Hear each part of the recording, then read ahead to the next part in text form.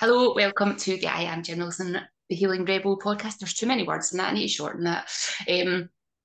I am so excited this week to have Carrie Barr on from Sage in the Sky. So I've known Carrie for about 5 or 6 years. We know each other Yeah. through the infamous Glasgow Girls Club. We have had other Glasgow Girls Club members on in the past.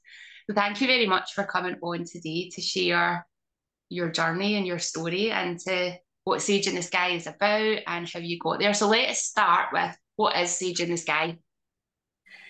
So Sage in the Sky is it's all really about like self-care and self-awareness really. Um that's like the sort of premise where it all sort of started from, is trying to get more people taking time for themselves, thinking thinking about if they've got, I don't know, rather than just letting all the outside world sweep you along, like taking that time just to have some space for yourself, some time to think, and work out how you really feel about things and what you actually want to do. Yeah, so that's how it sort of started. Why did you start it? I started it so basically throughout my many years now, I have Wisely. always, I know, I've always had, I basically wasn't brought up with any religion whatsoever. And my grandparents on my mum's side were atheists. Mhm. So um, I just never, I never really had that influence. And I think though my mum and dad were both very spiritual in other ways, my mum more so. Yeah, And I just became interested in sort of all these other types of uh, types of spirituality, things like she was interested in and got us into. And throughout my many years now, as I said, I've done like meditation teacher training. I've done all my Reiki, so I'm a Reiki master now. I've done Indian head massage. I've done so many like different sort of things that I've always yeah, used on myself or friends and family, that I've always used throughout my life, but I've never really sort of taken it further than that. And I think, again, when I took some time out after COVID and having to go back and work as an employee, it, it's when I started that I took the time for myself to work out what I really wanted to do yeah, and how much all these things really benefit you and can really help you basically have a better life, well, like one that you enjoy rather than just feeling stuck and going through the motions. And yeah, when thinking about it, you're not really happy. So it just, yeah, I've always just been interested in it, and I just thought, now's the time to try and take it out there. I know it's always a bit easier now because a lot more people are sort of, it's become more mainstream, I think, than what it used to be a long time ago. But everybody does everything in their own unique way. So I just thought I'm going to try and see if I can, even if you help one other person, hopefully more.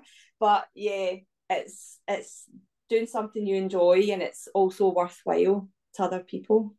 yeah. So you offer meditation and Reiki and tarot reading. Yes. Yeah. You offer is there any other services? No, not just now. I sell some products that can be used like for self-care time and reflection, like candles and incense and crystals and things on my website. Yeah, And then also the tarot readings. I still am in the process of sort of setting up, being able to do the Reiki treatments like regularly, like have somewhere to do them, and same with the meditation. But hopefully that'll come soon. yes, yes. So the tarot, what do you Mm-hmm. love about tarot? Because I do a wee bit of tarot as well. I did a tarot for beginners course, and I've had Claire Bennett who taught me my tarot, and she's like super enthusiastic, and I love hearing people's Mm-hmm. personal connection and journey with tarot because everybody's is different. Yeah, and I know. Claire, I've actually had a reading from her as well. Oh, Yeah, I know. So my connection with it was initially when I was about 10 years old and had like my first sort of pocket money for helping my mum round the house. She took us to what I now know would be sort of called like a metaphysical shop, because it had like crystals and decks and all sorts of things like that in it. And she said, if you feel drawn to anything, we'll get it. You can get it with your pocket money. And I picked up a set of runes, and I became obsessed with learning the runes, like to the to the point before I did anything, I was asking the runes. So I so I maybe got a bit over the top with it. And I think my mum saw that interest in it, and I'm 46 now, so that's a long time ago. When I was 10, and that's when my mum, she brought out this like really old, battered looking wooden box, and she's like, "Oh, look at this," and I opened it, and there was a Rider Waite Smith tarot deck in it, like wrapped in a silk cloth, yeah. and a crystal. And see, at first when I looked at the images did sort of scare me at first, but also fascinated me. So that's when my mum kind of taught me, like told me about the tarot, and like she sort of, because she saw my interest in with the runes and divination. So that was sort of my first experience of it. And then my mum passed away in 2006 with cancer, and before she did, she gave me this wooden box with her tarot deck in it.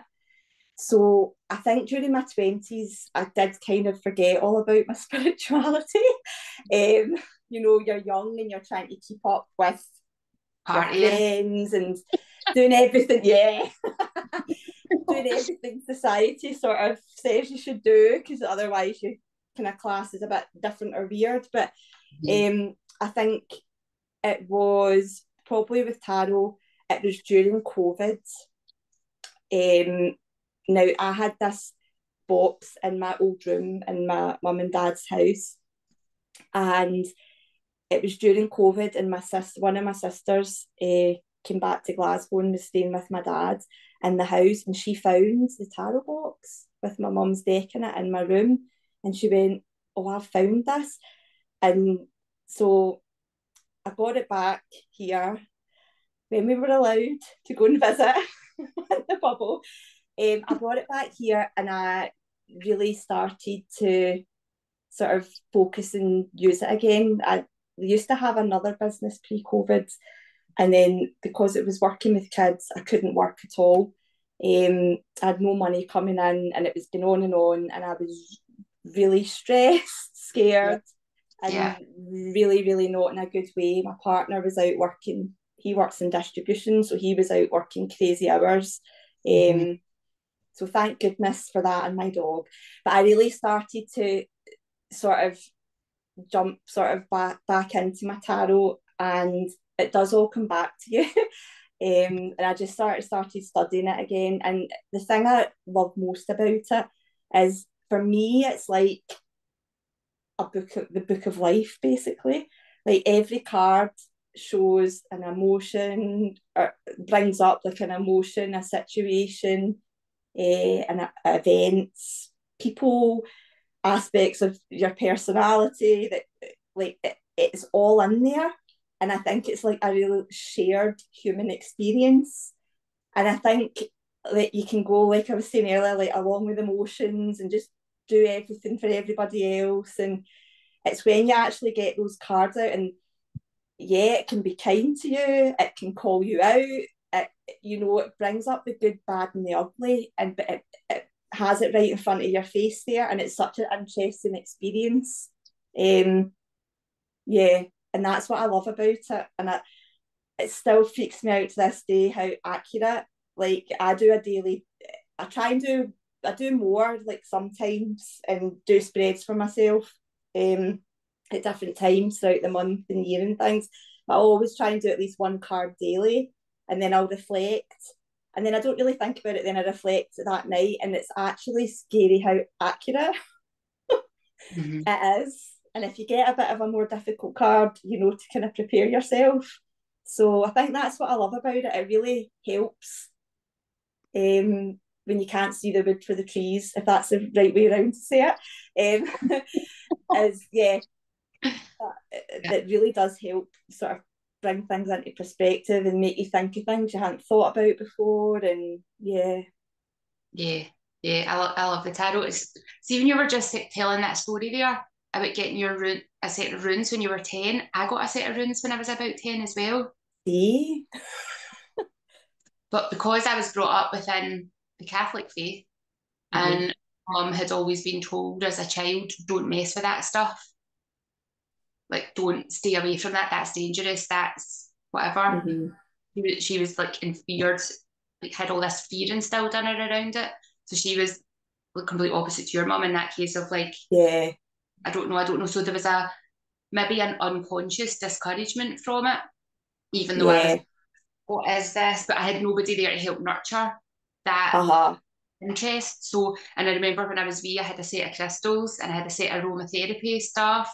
But because there was nobody there to guide me in how to use it, Yeah. like when I hit, well, not my 20s, my mid-teens, and I started drinking, it just all went away. And then it's been in the last maybe 3 or 4 years, like I've gone, oh, actually, I want to bring more of this in.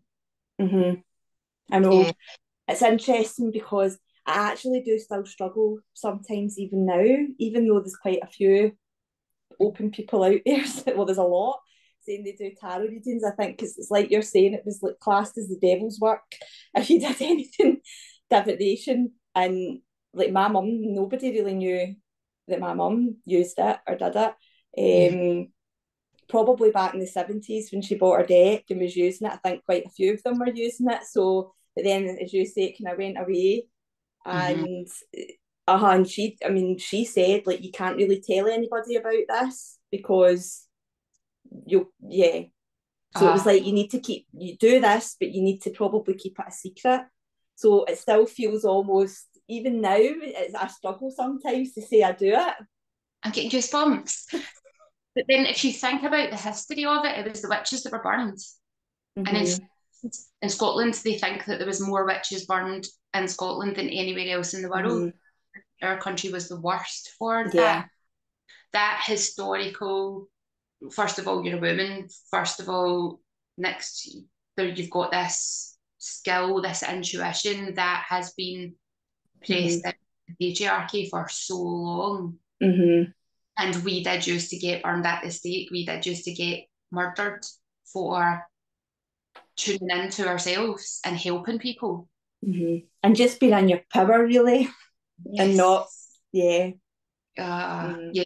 Makes sense why we then have more of that fear around Mm-hmm. being more open about it, telling people. But I think there's definitely, I don't know if you've listened to, oh, what is the podcast? The Witches of Scotland. Yes, I was just trying to remember its name. Yeah. Yeah, I That's, listened to that. and because they're doing a lot of that, like, is it what's the word? Reparation. And Mm-hmm. they've been working on getting plaques put in places where they know that there was large groups. So Mm-hmm. the people that were killed under the Witchcraft Act, which is like trying to repair that damage. And then I definitely feel like there is this uprising of feminine energy. Mm-hmm. There is. It's like the pendulum has to swing. It went way, Yeah. and it's making its way back. Uh-huh. Finds that nice balance of the masculine feminine energy so that they I flow. mixed together rather than being at So the extreme on either end. It's yeah. yeah, because I definitely went from being that person with the crystals and not understanding what it meant and the runes and not understanding to when I went into that other energy, I went very much into my masculine energy. I had a bubble of protection around me. I was determined. I was doing everything by myself, super independent. I didn't need anybody else. I didn't need to ask for help. And that then Mm-hmm. over the years has then manifested me into who I am now with a lot of health conditions. But there's so much suppression of stuff, and for everybody, it Mm-hmm. manifests differently. For some people, Mm-hmm. it'll be anxiety and depression, and Mm-hmm. that as well. But then there's also other Yeah, implications I think that come with it when we suppress who we truly are. yeah. Mm. I think nowadays as well, they've got that term sort of toxic positivity, haven't they? So I think for a wee while there, it was all about love and light and positivity and all this. But I think it's really important, and this is why I like the tarot as well, is you can't be whole. Everyone's got light and dark. We've all Yeah, got that bits of ourselves that we, as you say, try and suppress, or and they might not be bad. Well, they're not bad. It's yeah. just it's maybe things that you don't want to admit, but you need to delve into all that and heal and process and to be whole. You need both sides. Like you need masculine and feminine energy. You need the light and the dark. There's no point in just trying to pretend, Mm-hmm. you know, life's great and there's no suffering or no difficulties, because it's just not Yeah. reality. But then that's what the yin yang sign is about, with the Yeah. dark light ball and the white with the black ball, like, and it's all intertwined. Mhm. Mhm. And it's learning how to navigate and move through it. And then when you've got tools like tarot, like Reiki, like meditations, or whatever it is that you feel drawn Mhm. to, then it can help you navigate that better. Yeah. Definitely. Definitely. When did you get into Reiki? So this is a difficult one to try and remember. I think I went for a Reiki session and I absolutely loved it. And then for a while I was going like once a month, and then I don't know, I think life happened or something happened, and I stopped going and I went away from it. And I think one day I just saw a class at like kind of local that somebody was teaching it. So I thought, oh, I'm going to go along to this. And I just did like my level one, and then wanted to like progress to get to the Reiki master stage. But I think initially it was that going for it and seeing the benefit it had. I just found it really, it's such it's a really weird thing to describe. I think more people know about it now, but you know, at first, like when you first go and you have no idea. But when I first went, you had no idea what was actually going to happen, and it's quite a strange thing and Yeah. feeling. Um, but it just made you feel so calm and peaceful, and like you could take on the world that day for a bit, yeah. When you were feeling, if you were like, yeah, it definitely does clear Mm-hmm. Well, clear something. they use Reiki in some hospitals. Yeah, it's Like, become, I think the NHS have oh, trained, yeah, have yeah, people doing it now. And it's not quite stream in every single department. I think it's more like maybe in cancer wards and stuff like that they use it. yeah, I used to volunteer for Macmillan again before COVID once a week, and they that was a service they offered, 6 weeks of Reiki, 6 weeks of counselling for either the person diagnosed or their family, Yeah, friends or yeah. family that were helping support them during it. Yeah, so it is. It's because I think a lot of the times they can't get like massages and Mm-hmm. depending on what type of cancer and things. So because it's hands off, like, Yeah. well, it can be, it's not like, You're not moving tissues. yeah, you're not moving tissues and things about. So Yeah, it's working on that energetic field rather than on the mm-hmm. physical touch. Yeah. And do you have a favourite kind of meditation that you do? Because no, there's uh, so many different ones. there's so many, yeah. I started off, I go through wee moods. Sometimes when I want to see if I'm feeling really like, ugh, and the last thing I want to do is actually meditate, but then I go, no, because this will help you stop feeling like that. I'll sometimes like put on a guided one, but I think the more I've done it now, I actually quite enjoy just putting on some music with my headphones and just sitting and doing it myself. Sometimes I even just do it silently if I feel like I want to hear a message or come through. Yeah. But my favourite thing just now is so on the Insight Timer app, is they've just got like the music options, and I think it's like monks chanting Om. And Yeah. I just see that. It's so, I don't know what it is, like, but it's dead powerful when you listen to it, like, even just for 5 minutes. In yoga, they talk about Om being all the sounds of the universe. And that's why Right. and they've done a lot of studies around sound and meditation and using that Om. And when they've got that recording, and because it's not just one Om, it finishes the next Om, it's almost like one starts and then another one starts and another starts. So the sounds just, so there's something to do with the vibrational energy. I can't remember.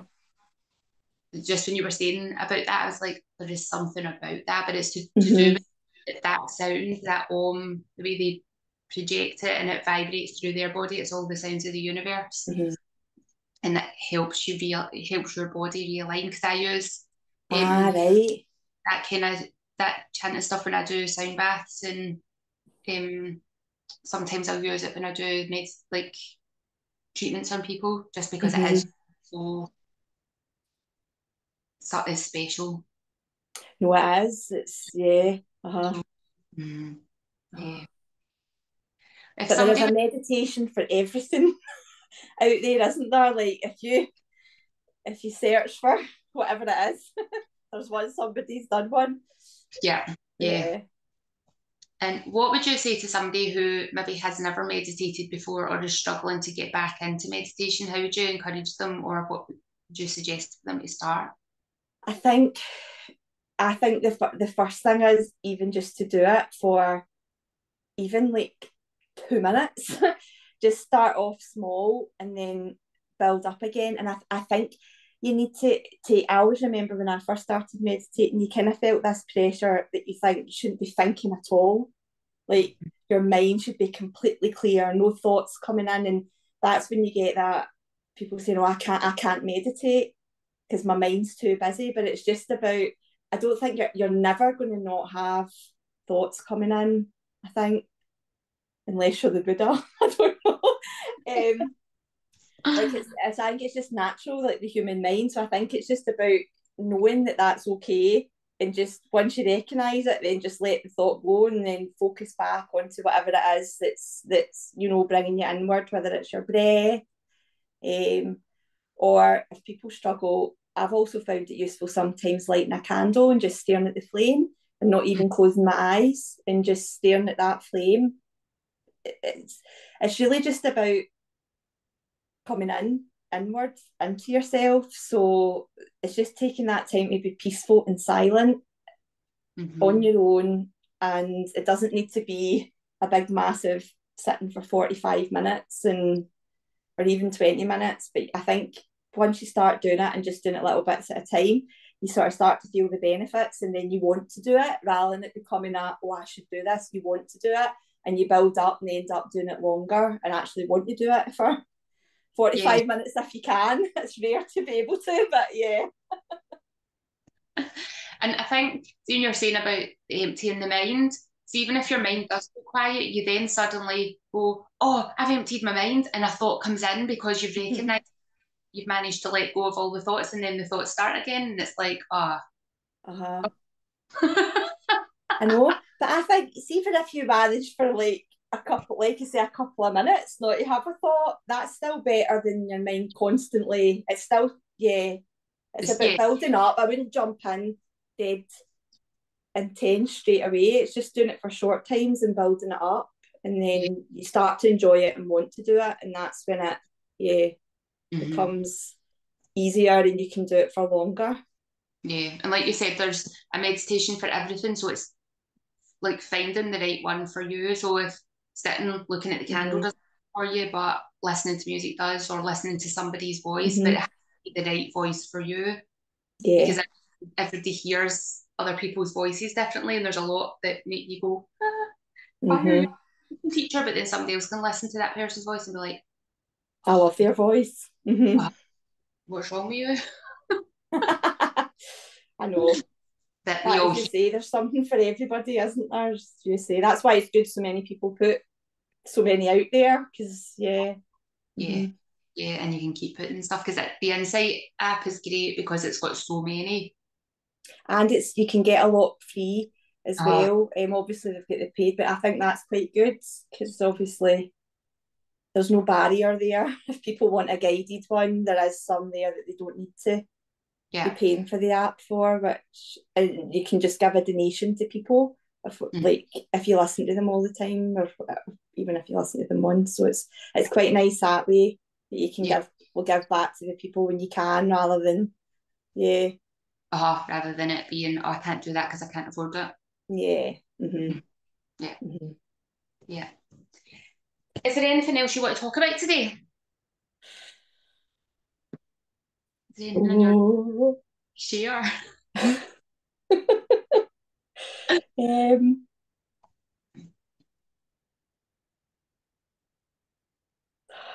you've actually managed to stump me and not have any words to say. Ever. That's all right. Oh We don't my have goodness. to. No, well, do you know, I actually, I think what I want to say is, when you, if you're first starting to delve into, like, if self-care or time for yourself's not something that you do at the moment, and you're interested in spirituality or anything, I think it's just about testing things out. I actually lost my train of thought there after. And I also think it's important to say, yeah, you can test things out and not, have to go head first into it. There's so many, as you say, so many different things now. Mm.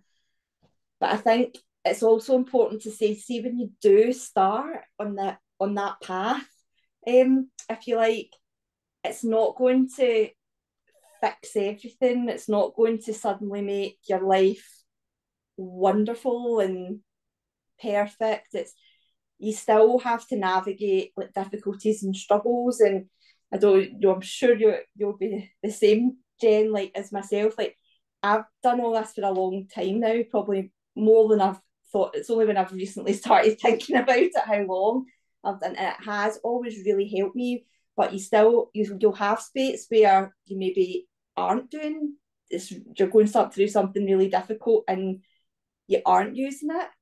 And then it's remembering, sometimes it's difficult to remember the tools you've learned and that you've got there to help you. So it's about bringing it back in when you need to. But I think, yeah, it's not going to fix everything. Because I Yeah. think sometimes you can think that's sometimes the messaging that you get, isn't it? So yeah, Yeah. Yeah. it's still a balance, but it helps you. So when you actually use the tools that you've learned and know what to do, it really does help you get through things. It does. Mm-hmm. People, if they want to find out how to get a reading from you, where's the best place for them to go? Um, Probably the website, which is just www.sageinthesky.com. Yeah. And then if they want to follow you on any socials, which is the best, or what socials are you? It's probably Instagram, which is just at sage underscore in the underscore sky, or in Facebook, it's just at sage in the sky, all one word. Yeah. I'll put those links into the show notes so that people can then just find them and click onto them to find them. So Thank thank you. you so much for sharing your story. No problem. Thanks for having me. It's been it's been so nice actually because I've had memories of my journey with this as Mm-hmm. well. I always think that's super useful because you go, oh yeah, Yeah. it's really been in me longer than I thought. Mm-hmm. Yeah, super Yeah. lovely. So thank you so much. No problem. Thank you.